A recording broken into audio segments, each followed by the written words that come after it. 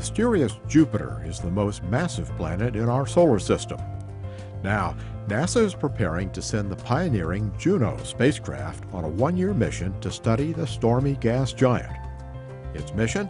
To study Jupiter's core, atmosphere, powerful magnetic field, and auroras, all in hopes of expanding our knowledge of how our solar system formed. Juno is launching from Space Launch Complex 41 at Cape Canaveral Air Force Station in Florida aboard a mighty Atlas V rocket.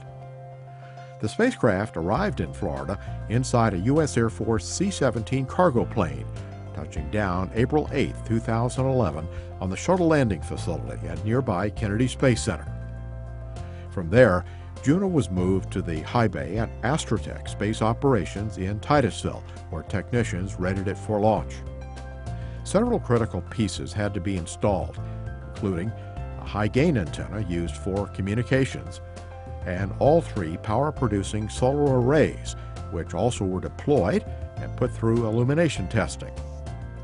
As Juno was prepared for liftoff, elements of the Atlas V launch vehicle built by United Launch Alliance began arriving May 23rd.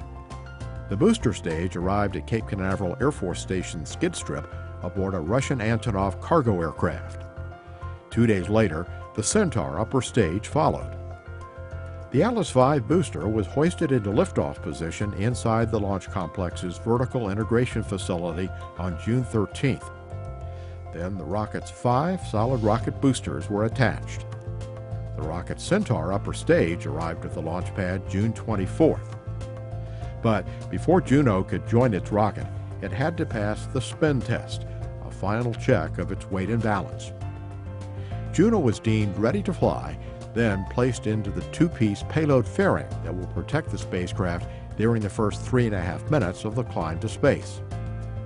Early in the morning of July 27th, the fairing containing NASA's newest interplanetary explorer arrived at Space Launch Complex 41, where it awaits liftoff, and a rendezvous in 5 years with the enigmatic planet Jupiter.